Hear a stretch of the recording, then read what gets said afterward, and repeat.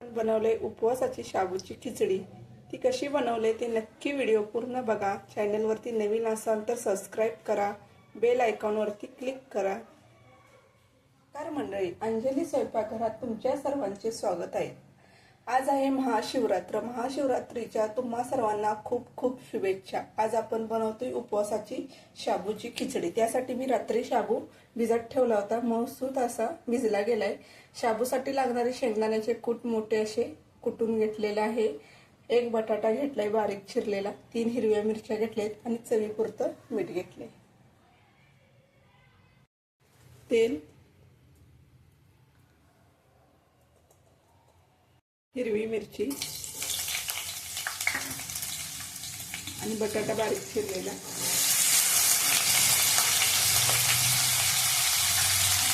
बटाटा तेलात चांगला भाजून घ्यायचा आहे, मऊची गळी करून।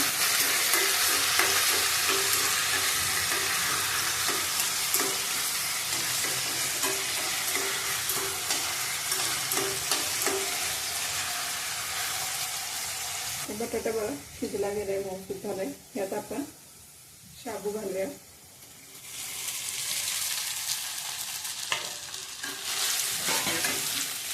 मिक्स करून घेऊया।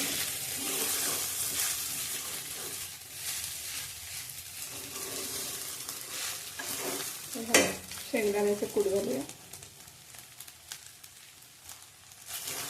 चांगलं एकत्र करून घेऊया।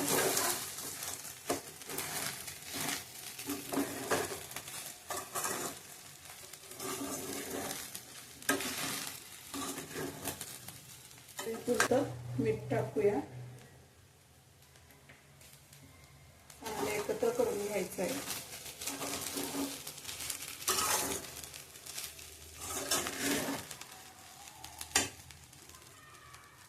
चांगलं मीठ हे एकत्र केले, ह्याच्यावर थाटली ठेवायची आणि 5 मिनिटं वाफ देऊन घ्यायचे।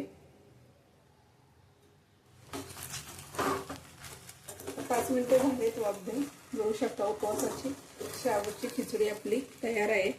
ही दह्याबरोबर खूप छान अशी लागते। आता एका प्लेटमध्ये आपण काढून घेऊया। उपवासाची शाबूची खिचडी तयार आहे। रेसिपी आवडली असेल तर लाईक करा, शेअर करा, सबस्क्राइब करा, एक कमेंट करा।